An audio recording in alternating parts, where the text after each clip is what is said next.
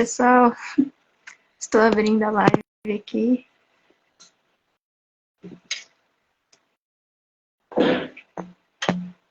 André conseguiu entrar?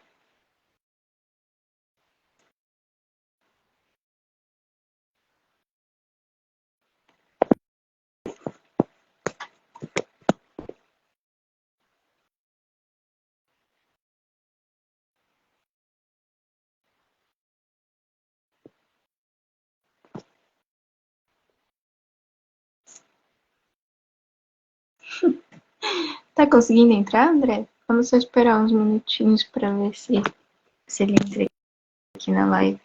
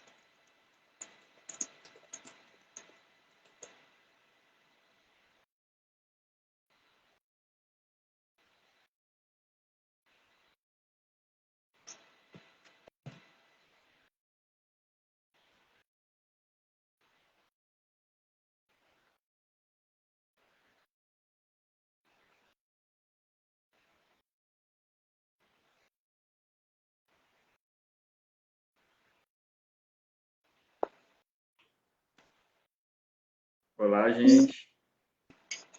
Agora deu certo?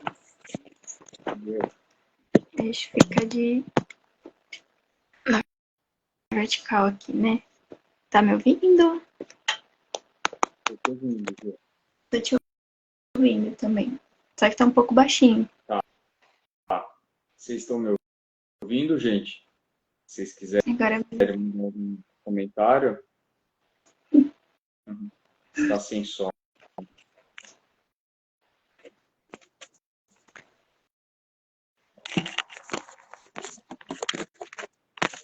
E agora, melhorou? tá bom, Tá. tá dando pra ouvir bem. Podemos começar então? Vamos começar. Quer Bom, fazer uma apresentação? posso fazer. Bom, a gente está no Setembro Amarelo, né? Que é um mês que a gente separou para falar sobre questões importantes de saúde mental envolvendo o suicídio. E o Instituto Inspire é um instituto multiprofissional em que a nossa meta é poder criar conteúdos e serviços para que as pessoas vivam melhor, com mais bem-estar. E uma dos objetivos também é trazer e conscientizar as pessoas sobre o sofrimento, sobre como que o sofrimento começa e como que ele pode acabar também. Então, falar sobre o suicídio nesse mês tão importante é fundamental, né? Então, acho que eu vou ficar aqui como entrevistador da Júlia. A gente vai fazer uma conversa descontraída aqui, mas fazer mais os conteúdos. E me fala um pouquinho, Ju, assim a gente pode falar um pouco mais desse tema, o que você tem para trazer disso. Sim. Eu acho que vai ser legal, a gente pode deixar a live aqui salva também, para outras pessoas assistirem, né? Então a ideia é falar um pouquinho sobre saúde mental e suicídio. A ideia é de que quanto mais a gente fala sobre esses assuntos, melhor, né? Falar sobre esses assuntos não vai gerar mais suicídio, mais sofrimento, mas vai gerar mais conscientização e a gente vai conseguir colher melhor também essas questões. Uhum. Bom, para quem não conhece, que estiver assistindo depois a live também, meu nome é Júlia, sou psicóloga aqui do Instituto. Eu e o André, a gente é formado em psicologia na USP, né? O André está fazendo mestrado agora, e a gente trabalha muito com as terapias contextuais, e a gente vai falar hoje um pouquinho também sobre a DBT, que é uma das terapias contextuais que está relacionada com essa questão de sofrimento mental mais intenso, Então, pode ajudar bastante. Então, é um pouco isso. Quer falar alguma Uhum. coisa, André? Não, acho que é um pouco isso, né? Talvez falar um pouco das terapias contextuais são, né? Elas são terapias muito recentes, né? Que elas fazem 10 anos que estão começando a serem desenvolvidas, né? E no Brasil faz um ano que está sendo consolidada essa área, tanto que esse ano foi a primeira vez que se abriu a primeira subseção de terapias contextuais. Terapia muito nova e com muita tecnologia no sentido de entender o nosso mundo moderno. É uma terapia que conversa bem com essa era digital que a gente está vivendo, que tem tudo a ver com o tema de hoje, né? Bom, mas então você gostaria de falar mais alguma coisa sobre essas terapias, que é a abordagem que a gente vai usar? Eu acho que a gente pode depois entrar melhor no assunto da DBT, né? Conforme a gente vai falando. Uhum, Pensei em talvez começar pela questão do panorama geral de como que está essa situação, né, no Brasil, uhum. a questão do suicídio ou do sofrimento psicológico em geral, né? Me fala então um pouquinho como que você que tem estudado e acompanhado mais sobre esse assunto, quais são os dados de hoje? Uhum. A gente está com... Tem uma faixa etária, né, onde as pessoas estão mais suscetíveis a cometer suicídio, então os jovens, os adolescentes, os jovens adultos, mais ou menos da idade dos 15 aos 35 anos, é uma idade mais vulnerável. E aí, nessa faixa etária, o suicídio vai ser uma das 3 primeiras causas de morte. Então, uma das 3 principais, para a gente entender qual a importância mesmo, né, desse tema que é muito forte. E aí, você pode presumir naturalmente que é o sofrimento psicológico mesmo que está por trás dessa causa de morte, né? Cuidado em saúde mental, que é importante aí nesse caso. Uhum, uhum, A gente até tem alguns dados de que algumas populações que recebem diagnósticos médicos e não têm muito conhecimento sobre isso, por exemplo, HIV, né? Acabam cometendo suicídio até por conta de não compreender completamente o tratamento, o que fazer nesses casos, né? Aí também tem um pouco esse fator, mas a gente sabe que uma das principais causas é o sofrimento psicológico. A maioria dessas pessoas fecham algum critério para algum diagnóstico psicológico, né? Mas a maioria dessas pessoas também, acho que 60%, não tiveram nenhum acesso, né, a cuidado em saúde mental durante a vida. Então, é uma coisa muito preocupante mesmo, né? Se parar para pensar sobre isso. uhum, Um outro dado que eu acho interessante também sobre isso é de que mais ou menos a partir de 6 pessoas, né, que tem contato com a pessoa que cometeu suicídio, vai ter sofrer alguma consequência grave, tanto emocional, financeira, né, social, pela perda dessa pessoa para o suicídio. Então, também a ideia de que, às vezes, as pessoas que cometem suicídio, elas não vão estar prejudicando ninguém, né, vão estar até ajudando, né, não é muito verdade.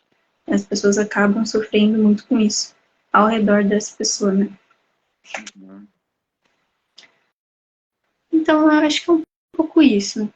Esses são dados da OMS também, acho que é bom esclarecer.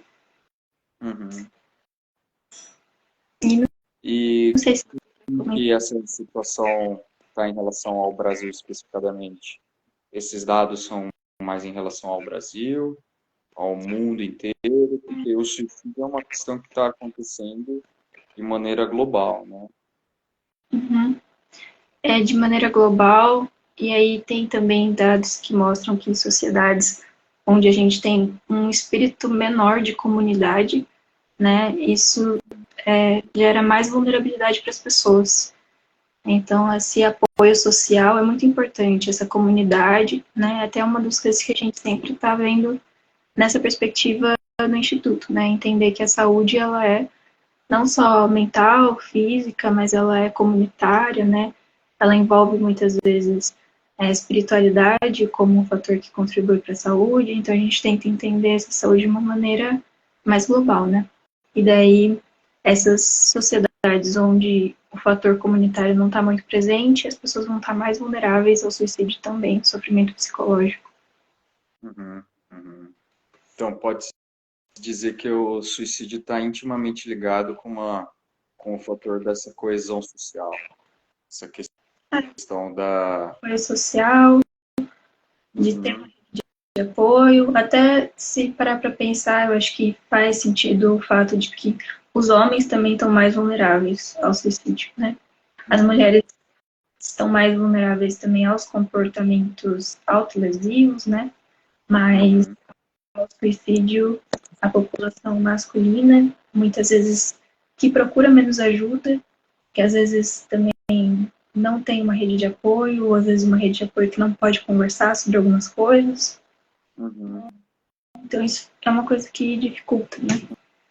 uhum, uhum, Então, quer dizer, a gente vê muitos fatores sociais e muitas vezes as pessoas que estão sofrendo, que estão tendo um sofrimento psicológico importante, elas também vão estar mais vulneráveis, né, a essas uhum, circunstâncias. uhum. Sim. E me fala um pouco, existem muitos mitos e muitos preconceitos sobre esse tema, né?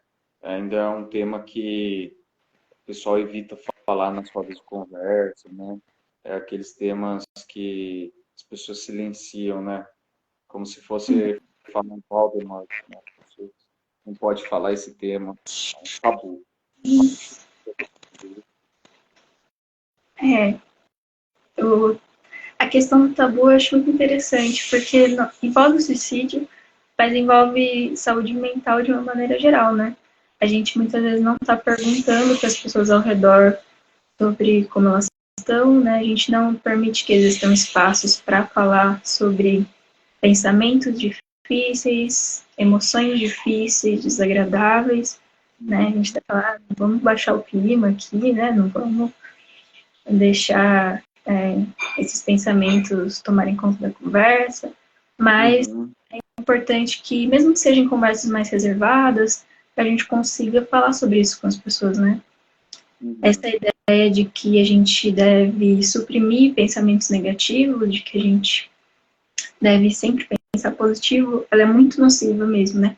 A gente tem estudos que falam sobre isso, até no sentido de que quando a gente tenta suprimir os pensamentos negativos, a gente acaba aumentando a probabilidade da frequência deles aparecerem. uhum, uhum. Então, eu acho que o impacto dessas tecnologias e das redes sociais é enorme nesse sentido, porque elas criam essa positividade tóxica, como as pessoas falam, né? É, tem a questão da sede, da positividade tóxica, tem Uhum, a questão que é difícil culturalmente a gente estar falando sobre isso, mas é um mito o fato de a gente pensar que só falar sobre o assunto a gente vai estar, de alguma uhum, maneira, cultivando, né, esses pensamentos difíceis ou cultivando o suicídio. Na verdade, né, isso não tem nenhuma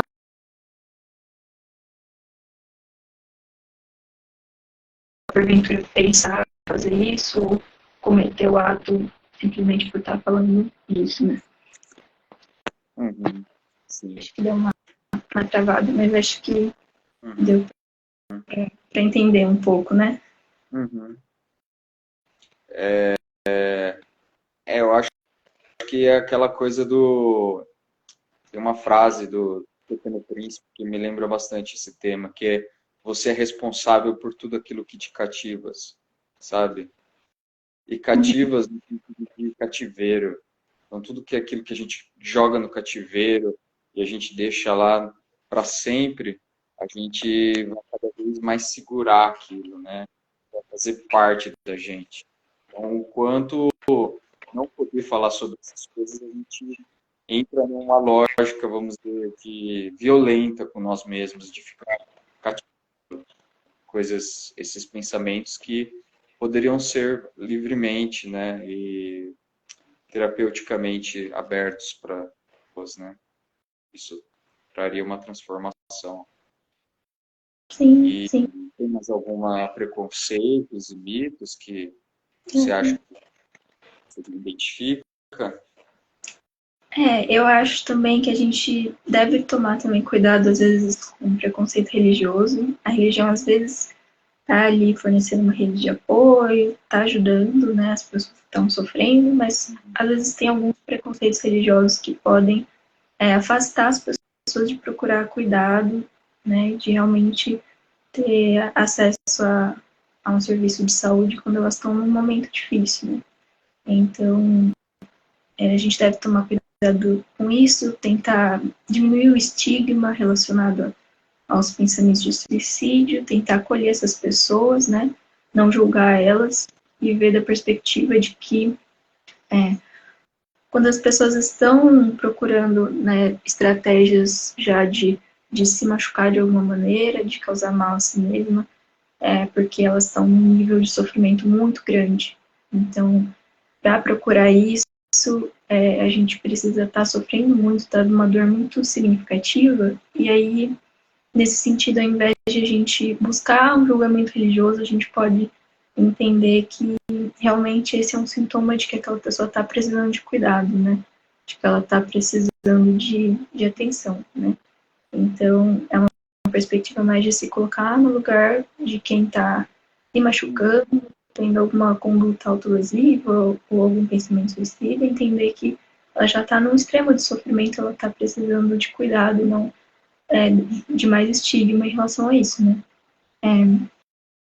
Eu acho que também tem o fator de, às vezes, as pessoas considerarem que isso é uma forma de chamar atenção, né? Então, até ficar com um pouco de raiva das pessoas que estão fazendo aquilo, né? Considerar que elas estão fazendo aquilo para conseguir alguma coisa, né? Então, e acho que travou? Não. Não, voltou? Então, acho que esse é um mito forte também relacionado a essa questão. E a gente volta para tentar trazer a empatia de que essa pessoa está num sofrimento intenso, né? Eu até marquei aqui os mitos para não esquecer. Eu acho que um mito que é interessante de falar também é de pensar que as pessoas que tentaram muitas vezes não vão para as vias de fato, né? Então, não sei se está me escutando bem, que eu acho que está meio travado aqui. Estou escutando. Tá. Então, no sentido de que, essa pessoa já tentou muitas vezes, ela não vai fazer, ela só tá... Como que é aquela história do ditado do cachorro que late no morde, né? É esse ditado, se eu não lembro bem. Só late, mas não morde. Algo assim. Mas isso não se mostra verdade nas pesquisas. Na verdade, as pessoas que mais têm probabilidade de ir para as vias de fato são as pessoas que tentaram muitas vezes. São as pessoas que avisaram muitas vezes, que já falaram do que elas estavam pensando, né? Então, pessoas que já se machucaram, né? As condutas autolesivas, né, que a gente fala, elas são um preditor muito importante para o suicídio. Então, elas devem ser consideradas como algo relevante, muito sério. Então, pessoas que têm alguma conduta de se machucar, provavelmente tem mais probabilidade de se machucar de uma maneira mais extrema, né? Então, eu acho que esse é um mito muito importante para a gente deixar de lado e levar, né, com importância as tentativas de suicídio, tanto e também as condutas autolesivas como algo muito importante. E aí eu acho que é mais isso em relação aos mitos mesmo. Por outro lado, também eu sei que tem algumas pessoas que têm preocupação que todo pensamento em relação ao suicídio pode significar que a pessoa vai cometer suicídio. Isso não é verdade, né? Então, as pessoas podem ter pensamentos intrusivos às vezes, mas isso não configura realmente uma intenção de cometer suicídio. Então, a gente tem que ter mais parcimônia em relação a isso, né? Às vezes, por exemplo, um pensamento intrusivo, de você olha para uma escada e pensa, como seria se eu me jogasse dessa escada, né? Como que o quê? Como seria se eu me jogasse dessa escada, né? Pensamentos intrusivos, eu digo. São coisas que passam pela sua mente e aí isso te aterroriza, né? Mas Uhum. se você se perguntar se você realmente tem a intenção, né? Uhum. É uma maneira de entender que tudo bem. Pensamentos intrusivos podem passar pela minha mente, não significa que necessariamente eu estaria fazendo isso, né? Uhum. Uhum. Tem a ver com aquela diferença, né, da pessoa que está com ideação suicida, né, e a pessoa que realmente está já planejando, né. É, tem essa questão Como também. e como que é uma bola de neve, né? Quando se tratar no comecinho, poder lidar de uma maneira saudável e terapêutica com esses pensamentos, a chance de eles virarem uma bola de neve é muito menor. Sim, é exatamente isso, no sentido de que num estágio mais brando, a gente tem a ideação suicida, né, que é pensar sobre o suicídio. Depois a gente tem o planejamento, é uma coisa que agrava já a situação, se a pessoa já tem um estágio de planejar, se ela tem um estágio de já ter as vias de fato ali prontas, então ela não só planejou, mas ela já conseguiu um remédio, uma corda, qualquer coisa, isso já é um pouco mais perigoso, então a gente está falando em níveis também de gravidade, né? Na medida que a gente cuida quando a gente está num estágio inicial, é o melhor, né? Como a gente falou, a maioria dessas pessoas não recebem cuidado em saúde mental, né? A saúde mental é o fator mais importante que é o sofrimento psicológico. E a maioria das Uhum, pessoas não estão recebendo ajuda em relação a isso, então elas precisam tratar desse sofrimento psicológico, né? uhum.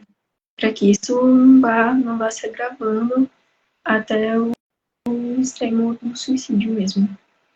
É muito triste isso, porque é uma questão clara de prevenção, né? Uma questão clara de que não tem nada que seja, vamos dizer, incontrolável.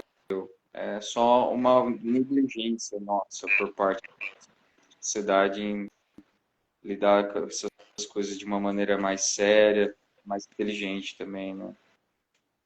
Sim, a gente sabe que muitas vezes o cuidado em saúde mental não é uma coisa, né, muito disponível, muito aberta, mas eu acho legal falar que, de qualquer maneira, dá para procurar. A gente tem linhas de telefone, acho que eu até anotei aqui para a gente não esquecer. Então, uma das linhas que você pode ligar é 188, né? De qualquer forma, dá para entrar em contato com o CAPS. Numa situação de emergência, dá para procurar um hospital, procurar se você tem contato de um psicólogo, de um psiquiatra também. Né? Então, é muito importante procurar ajuda de alguma maneira, né? Uhum, Não negligenciar isso. Então, a gente está falando em nem minimizar esse sofrimento, nem maximizar, né? Imaginar que isso é uma questão catastrófica e a gente começa a não lidar bem com isso. Então, vamos observar o sofrimento como ele é, né? uhum. Muitas Eu vezes acho a gente que, está conversando com a pessoa. Oi? eu acho que o mais importante disso é tratar essas questões com pessoas sérias que estudaram sobre o assunto, né, que têm recursos para falar sobre o assunto, porque a gente vê que está cheio de líderes, gurus, mentores existenciais, espirituais,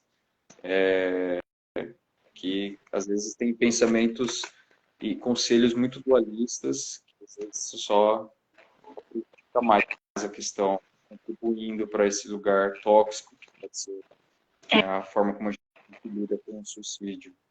É uma questão muito delicada e é difícil confiar, assim, em qualquer pessoa que a gente vê na internet, né?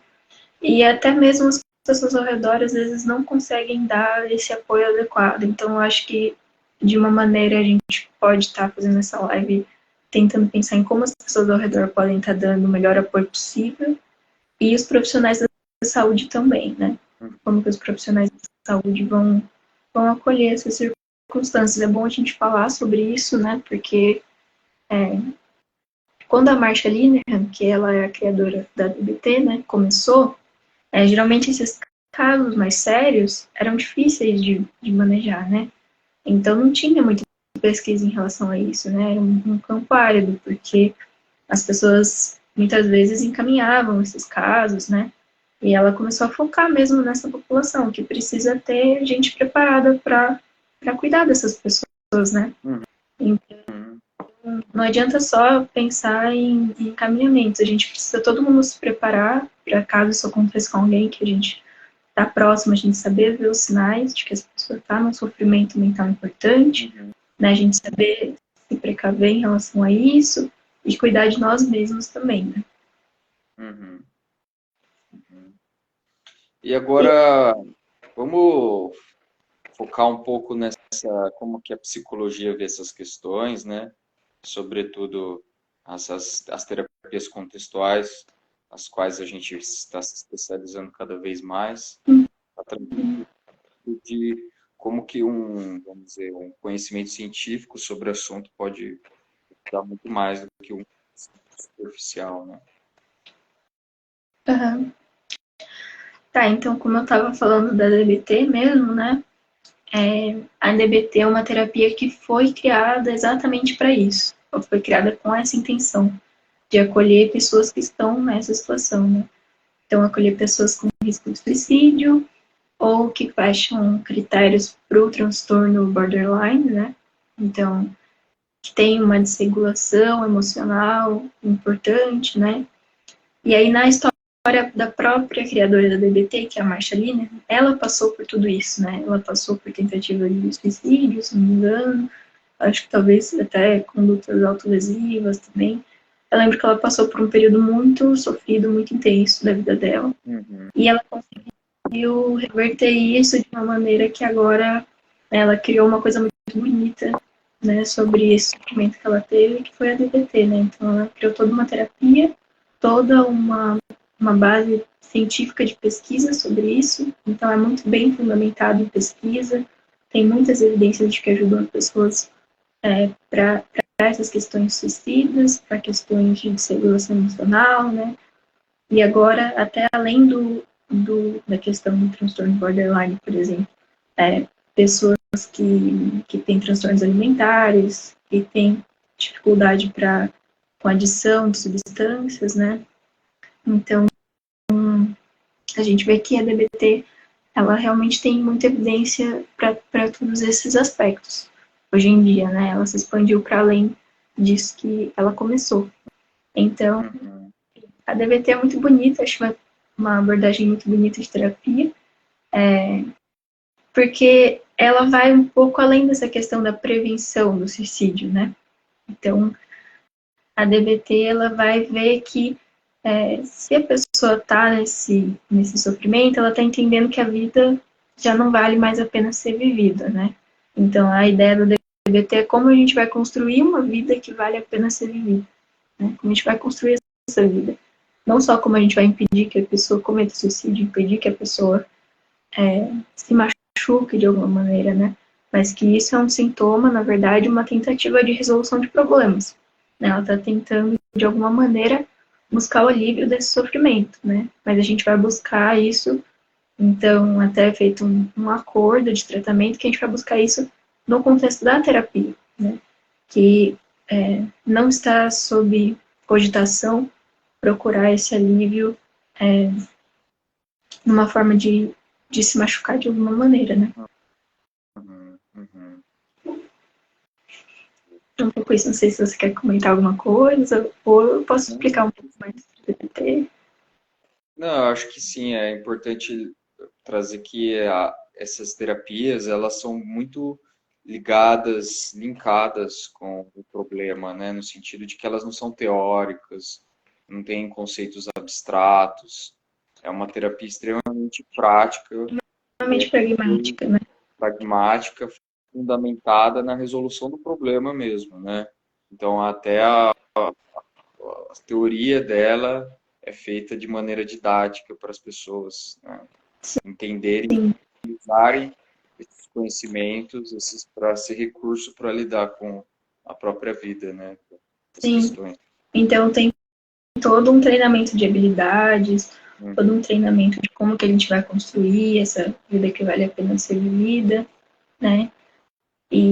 Mas aí a terapia, que a DBT é a terapia comportamental dialética, né?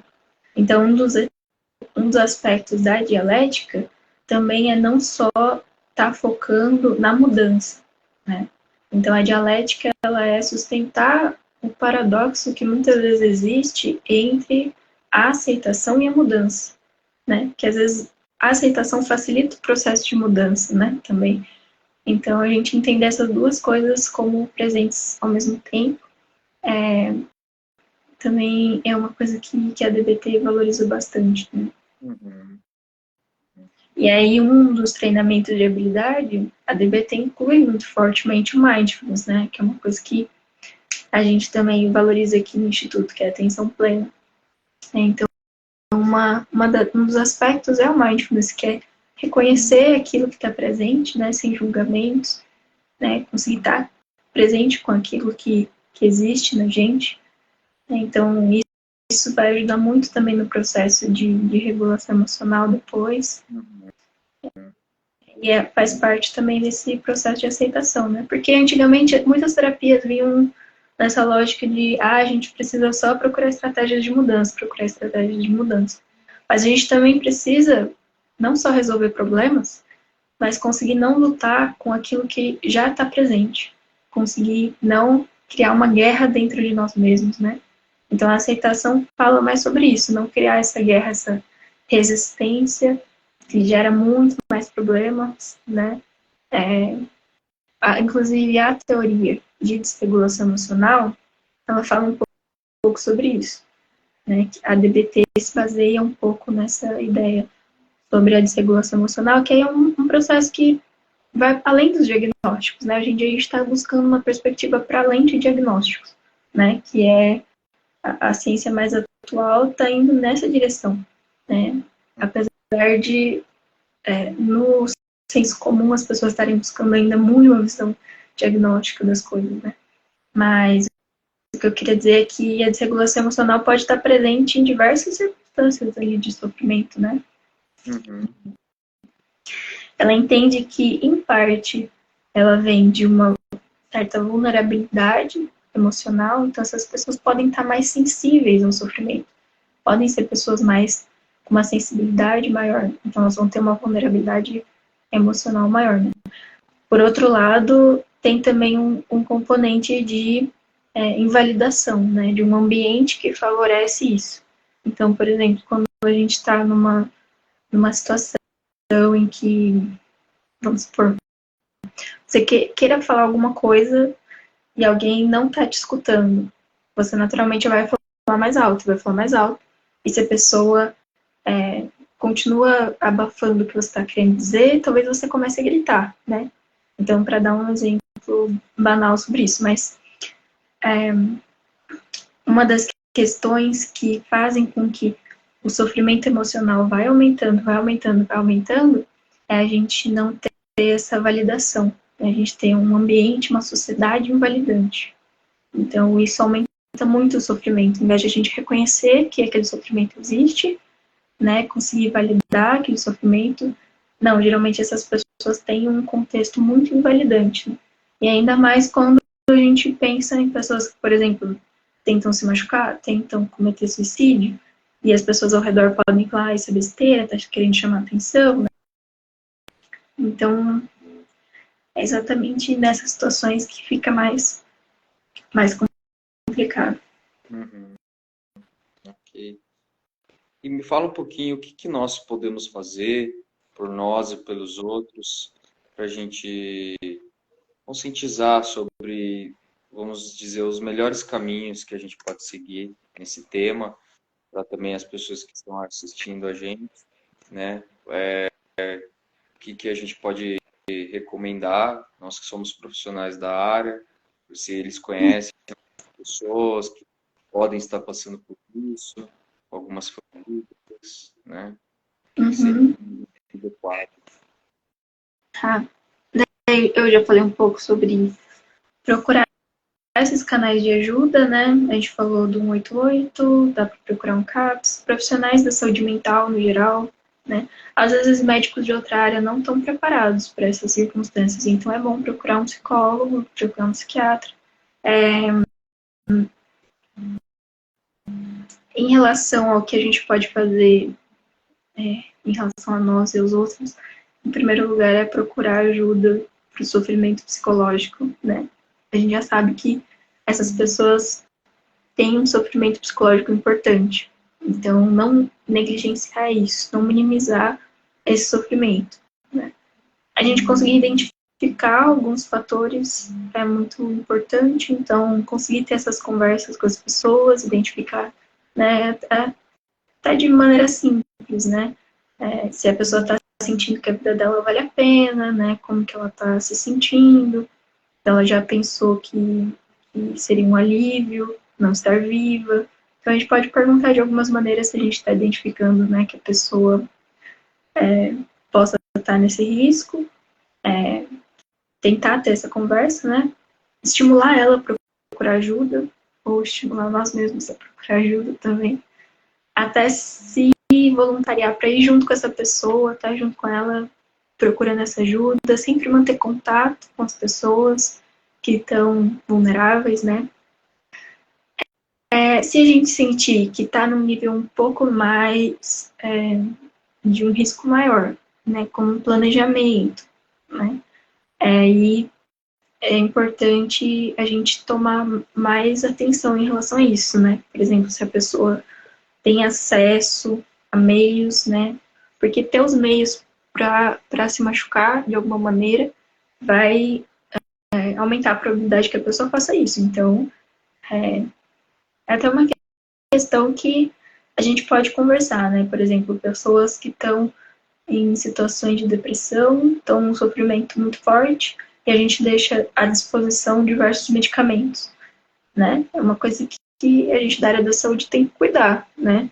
Porque ter diversos medicamentos ali à disposição, às vezes para uma pessoa que já pensou, já teve ideação suicida, já até planejou, não é uma coisa muito legal, né? Ou outros meios, né? Enfim, aí a gente pode pensar em meios infinitos, né? Variados.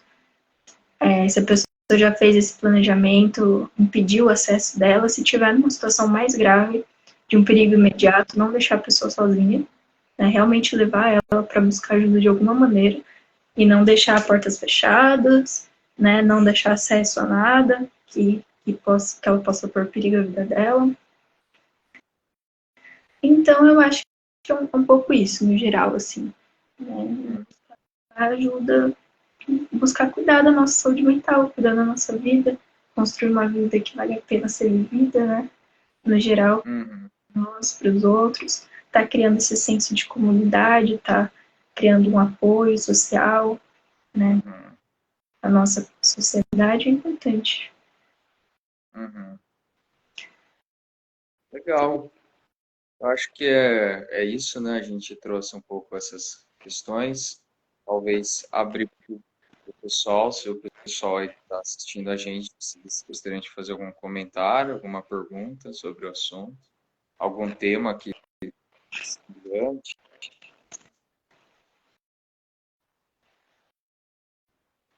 Acho que é mais isso mesmo, né?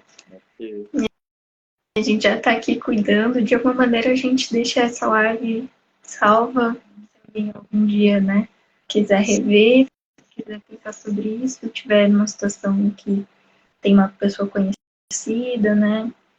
Um fator importante também, acho que eu esqueci de mencionar, é que em uma situação mais grave é importante todo mundo se mobilizar, né. Então, que as pessoas saibam, que a família saiba, né, para poder cuidar daquela pessoa, né, às vezes a gente tem um amigo que conta só pra gente e a gente tá vendo que essa pessoa tá em um risco muito grande, a gente não sabe se a gente abre aquela questão para outras pessoas, né. É uma situação muito delicada de como fazer isso, mas se a pessoa estiver em risco, é importante mobilizar todo o apoio social que ela possa ter naquela situação, né. E, de alguma maneira, é legal que todas as mídias falem sobre isso no Setembro Amarelo, todo mundo que está envolvido com saúde, com bem-estar, fale sobre isso, né? No Instituto, a gente está tentando cultivar uma vida plena, né? Uma vida completa. Então a gente está tentando criar consciência, né? Cuidar da nossa mente, do nosso corpo, cuidar da nossa comunidade de uma maneira geral. Então, tá um pouco aí por esse caminho, né? Divulgar, falar sobre isso e cuidar de si, cuidar dos outros. É isso aí. É isso aí. Bom, acho que queria agradecer aí, então, essa live. A Rafinha tá aí. Obrigado, Rafinha. Saudades. Vamos marcar coisa. E acho que é isso. Podemos finalizar, né, Ju? Obrigado a todos. E Ok. lembrando que a comunidade sempre é o mais importante. A experiência comunitária, a experiência em coesão social com as pessoas. Deixar essa mensagem. Sim, E procurar ajuda, procurar se cuidar, né? sim. Abraço, então. Tchau, tchau. Tchau.